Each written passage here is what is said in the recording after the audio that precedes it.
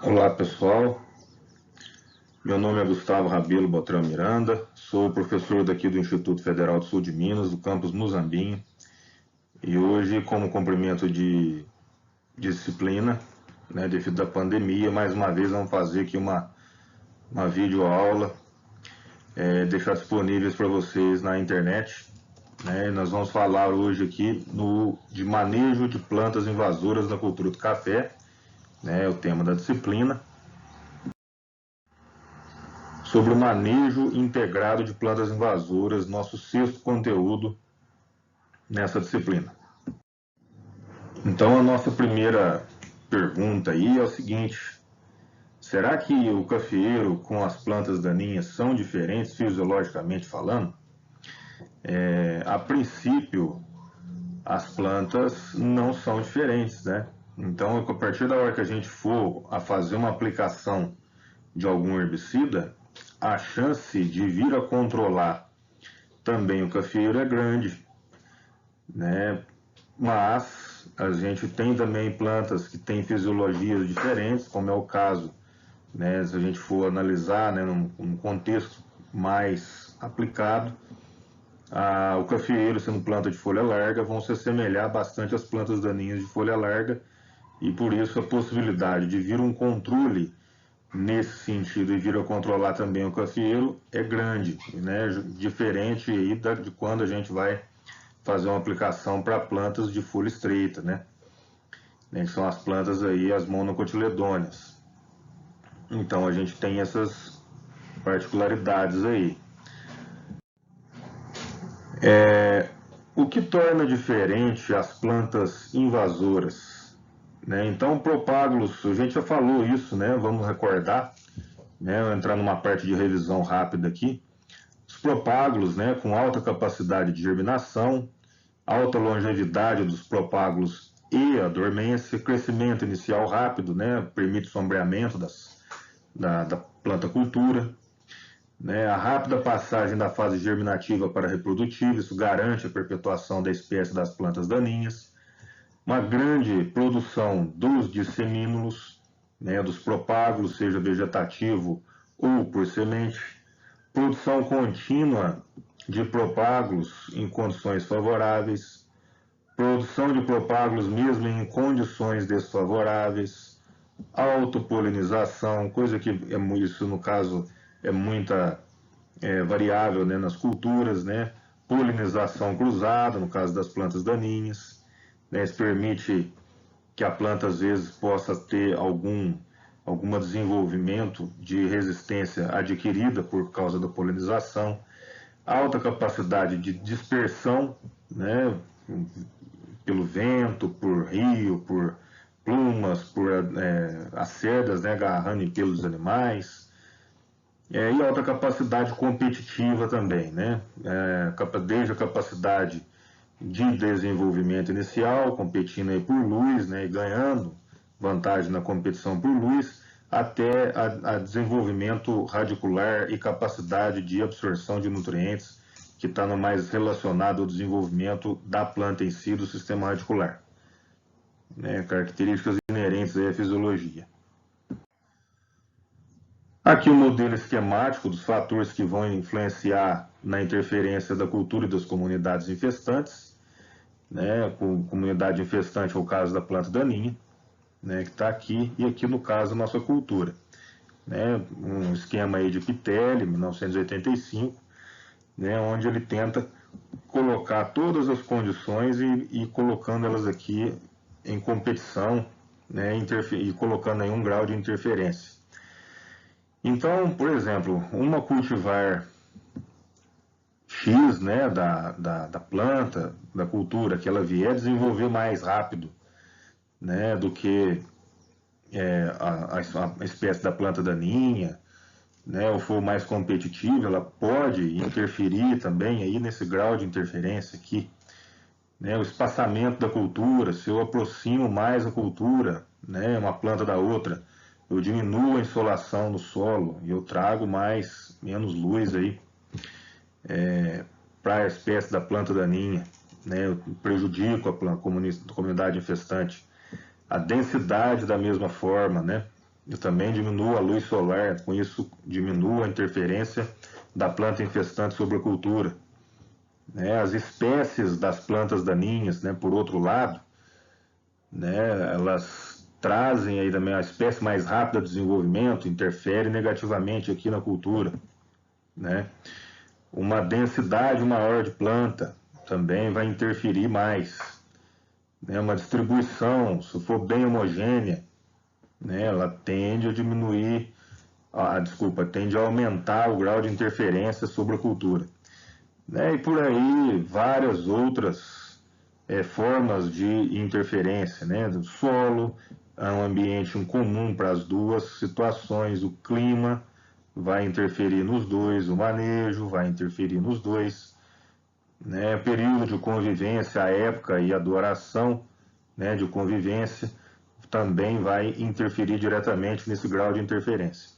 Né? Então, a interferência aqui, ela é definida como uma interação, né, entre as plantas infestantes e a cultura, né, de forma que um sobrepõe ou impõe ou sofre a imposição da outra comunidade. Cabe a gente, né, na agricultura, proporcionar um manejo ideal, né, para minimizar os problemas com as plantas daninhas aqui. Né? Então, questões como cultivar, espaçamento e densidade, assim como o manejo que a gente vai desenvolver, também interfere diretamente aí, no benefício da cultura em relação às plantas daninhas. Né? Então, esse gráfico é uma análise, né, que a gente pode observar ele por algum tempo para poder clarear algumas ideias, né, como um mapa de ideias para a gente poder trabalhar, para poder desenvolver uma melhor forma da gente trabalhar e sofrer menos interferência com as plantas infestantes.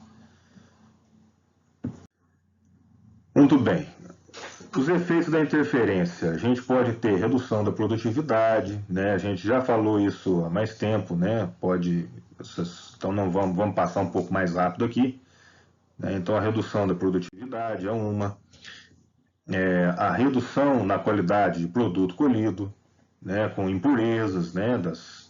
Dessas plantas daninhas, né? Pode ser levado, né? ao processo de beneficiamento do café. Redução do valor da terra, né, com plantas aí que não são desejáveis à cultura do cafeeiro. A disseminação de pragas e doenças, né, usando áreas aí, a planta daninha como um hospedeiro alternativo, né, ou como um abrigo. A dificuldade de realizar tratos culturais, né, muita planta daninha, plantas daninhas como urtiga, né, alguma planta que incomoda, né, alérgica, né, atrapalham aí nos tratos culturais, né, e na colheita também, como é o caso aí da corda de viola, né. Dificuldade do manejo da água, dos reservatórios, né, algumas plantas daninhas podem até fazer um entupimento aqui nas saídas da água, né, por causa das raízes. Já com questão aí aos benefícios das plantas daninhas, né, então a gente tem alguns ótimos também, né, proteção do solo contra a erosão pluvial,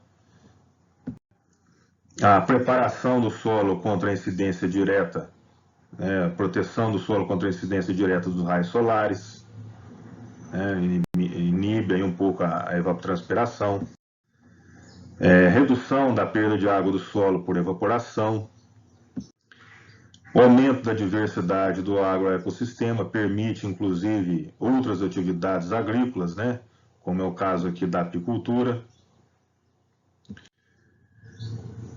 Hospedeiro aí de inimigos naturais, né, como é o caso aqui desses abrigos aqui, ó, né, para inimigos naturais. Uso de quebra-vento, né, que é a mesma situação, né, um abrigo aí também serve de quebra-vento, né, pode ser usado a mesma foto. Fornecimento de alimento para animais silvestres, né? Então, consórcio aí de cabras com cafeeiro, né? Desde que tenha planta suficiente e cercado, sem cachorro, né? Um recurso interessante aí para criação. Aumento na quantidade de matéria orgânica no solo, né? Proteção aí, né? No, do solo aí, fornecimento de matéria orgânica.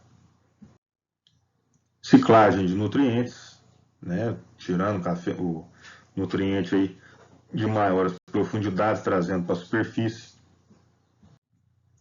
Incorporação de nitrogênio no solo, como é o caso de uso de leguminosas.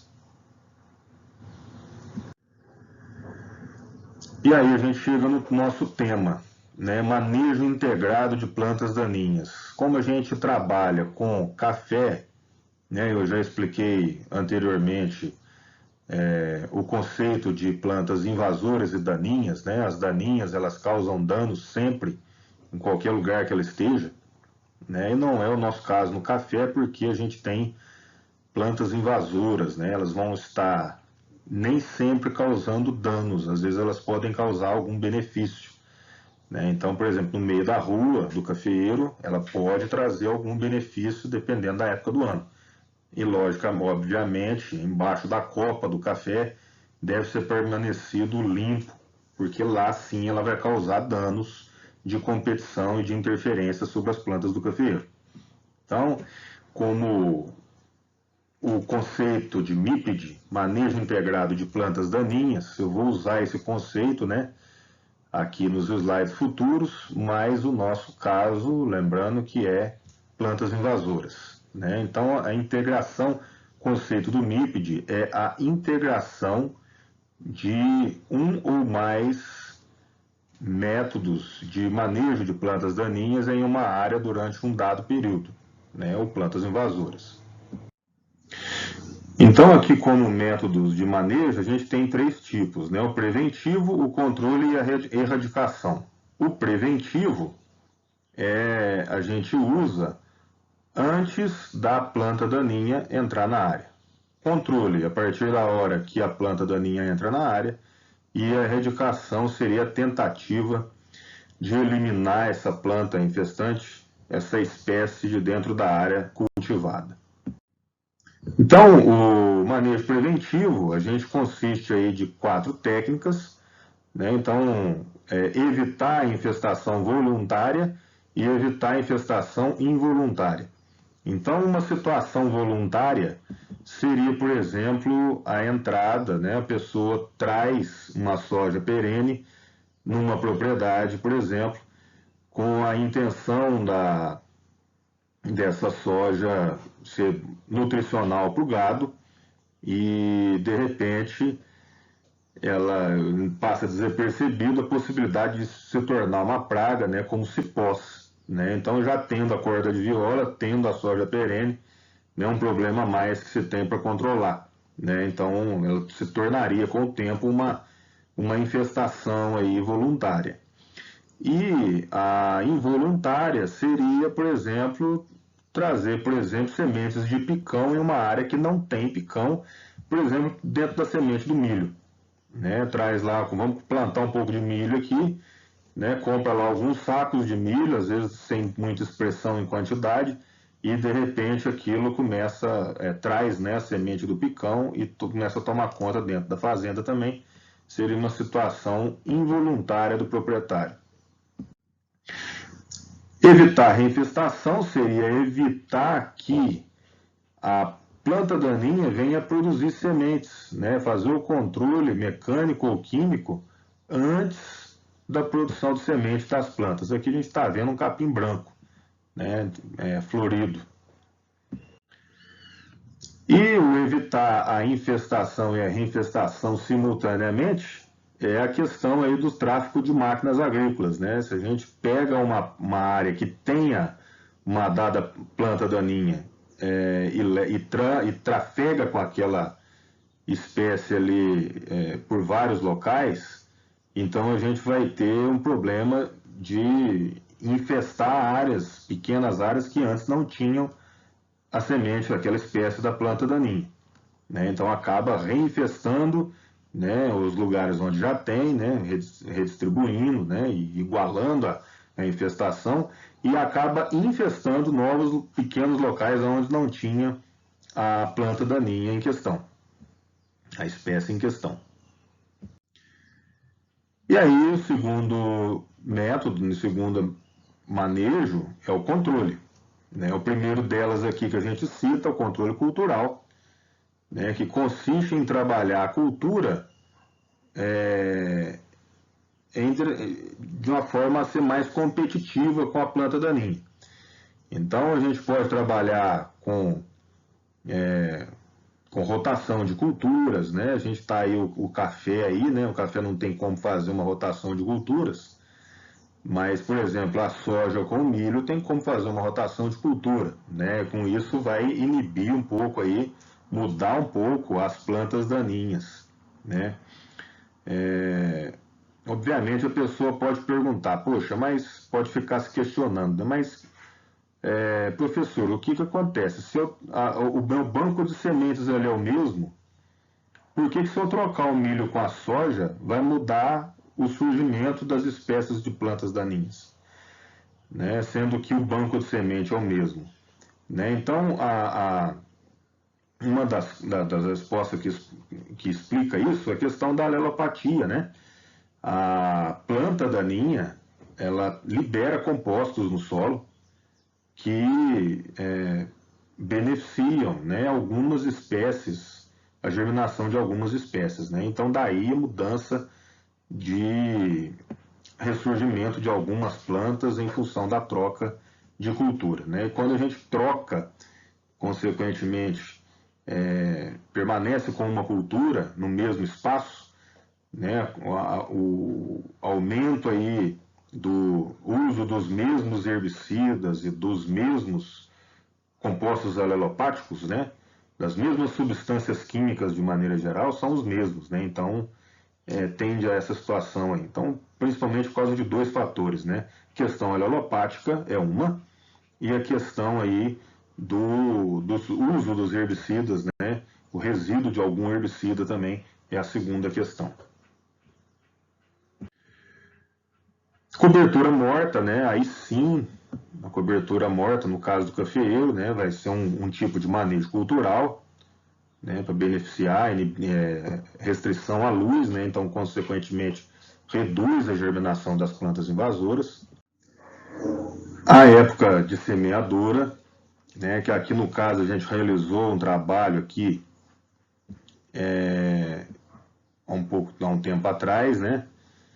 E a gente percebeu, né, o trabalho era sobre a época de semeio, né? A gente percebeu que o semeio realizado em abril e maio proporciona mudas mais cedo para plantio do café, entre outubro e novembro, e consequentemente plantas mais vigorosas ao final das águas aqui, né? Isso permite um fechamento da lavoura mais cedo e provavelmente, né, um benefício na questão de produtividade na primeira cata do café. E aí a pergunta que vem é como obter uma planta, uma semente de café em abril ou maio, que você ainda nem começou a colheita do cafeeiro. Esse semeio, né? Então, ele para acontecer em abril, maio, a gente vai ter que colher a semente, por exemplo, em 2020, a gente colheu a semente, armazenou em câmara fria, e agora, em abril, maio, a gente retira aquela semente e coloca ela para poder germinar. E aí a gente terá a muda pronta em 2021, em outubro, novembro de 2021. Né? Então tem que passar pela câmara fria. Outro tipo aí de controle cultural, né, o espaçamento e a densidade, né? Sempre que a gente aproxima as plantas na linha do cafeeiro, a gente reduz bastante a intensidade de plantas daninhas naquela região. Né? Entre linha, o interessante é que se tenha aí, se possível, né, a condição de deixar um espaço suficiente para a passagem do trator agrícola para fazer os manejos culturais. E se não for possível, se o terreno for muito inclinado, a pessoa pode optar por ter um espaçamento um pouco mais adensado. No caso aqui, a adubação também, ela é um tipo de controle cultural, né? As plantas bem nutridas proporcionam maior e maior desenvolvimento vegetativo.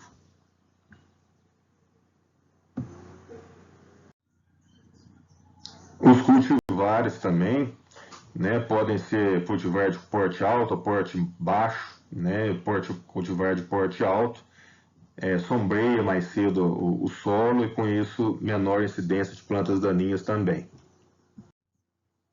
Controle manual, né, um outro sistema de manejo conhecido, né, que pode ser feito aí com enxada, foice, ferramentas manuais de maneira geral, ou com as próprias mãos. E aqui a gente tem o sistema semi-mecanizado ou semi-manual, né, que é o caso das roçadoras costais, que a gente pode trabalhar com conceito semi-manual, semi-mecanizado. Controle mecânico, né, no caso do café, sempre é bem-vindo a roçadeira, sempre é bem-vindo a trincha, as roçadeiras de arrasto, e sempre tomando os cuidados necessários, e a enxada rotativa em espécie alguma, porque ela no meio da lavoura de café, ela vai acabar danificando as raízes da placa superficial do cafeeiro. Como controle físico, a gente tem aí o controle da queimada, né, que já é proibido, a inundação, né, no caso das culturas de arroz, né. O outro tipo de controle físico é o mulching, né, que é uma adaptação aí feita, utilizada principalmente no morango, né, para proteção aí dos frutos, né, em contato com o solo, e consequentemente menor incidência de plantas daninhas e maior retenção de umidade do solo também. Essa tecnologia foi trazida para o cafeeiro. Então aqui vocês podem observar, né, a técnica, né, do mulching aqui plantada, o cafeeiro plantado sob a interferência do mulching, né, espera-se que tenha os mesmos benefícios aí na cultura do morango, né, retenção de umidade do solo, consequentemente aí uma maior expressão na produtividade do cafeeiro, né, assim como redução dos tratos culturais do cafeeiro aí. Aqui então a gente tem o controle físico com a solarização, né, que ele tem aí o efeito do uso do plástico, né, sobre o solo, eliminando aí as sementes de plantas daninhas, fungos, né, que possam estar presentes nesse solo, e consequentemente isso é uma técnica que pode ser interessante para a produção de muda de cafeeiro. Aqui é um coletor solar, né, utilizado e desenvolvido em 97, e tem efeitos aí para uso de viveiro, né, então é uma técnica também interessante para poder ser usada em viveiros de muda de cafeeiro. A interessante dessa técnica é que a partir de 70 graus, né, 70 não, 60 graus aqui, a gente vai ter só a seleção aí de fungos saprófitas, né, os fitopatogênicos com 60 graus aí, eles são eliminados, né. Também vale lembrar que o estresse, né, esse aumento e descida aí, essa oscilação de temperatura, né, mesmo que não atinja os 60 graus, ele também mata os organismos fitopatogênicos aí por causa do estresse da temperatura. Aqui a gente está colocando as máquinas, né, de preparo de mulching ou de solarização, né? Essa da esquerda aqui é a do mulching, essa daqui é bem parecida na prática com a da solarização, e aqui o preparo do mulching, né? Está encoberto aqui pela minha foto, mas é um trabalho bem dispendioso, né? Quando vai fazer de maneira manual. A erradicação, né? A gente tem sempre dito, né, que torna-se mais fácil evitar a entrada de uma espécie na área do que tentar erradicá-la. Então, no caso, a erradicação de uma planta daninha, ela é praticamente impossível por causa do banco de sementes. A gente elimina tudo aquilo que está na superfície do solo, mas o banco de semente inviabiliza qualquer manejo, qualquer tentativa de erradicar. A semente ela fica protegida no solo. Quanto ao controle químico, né, a gente vai ter então na sequência uma aula que a gente vai falar especificamente, vai tratar especificamente do controle químico. Então hoje, né, por enquanto, é o que eu tinha para poder tratar com vocês. Espero que vocês tenham gostado e caso tenham gostado, deixem um like lá na apresentação. E bom uso das informações. E se precisar trocar alguma ideia, estou aí à disposição também para poder trocar alguma ideia com vocês. Um abraço a todos.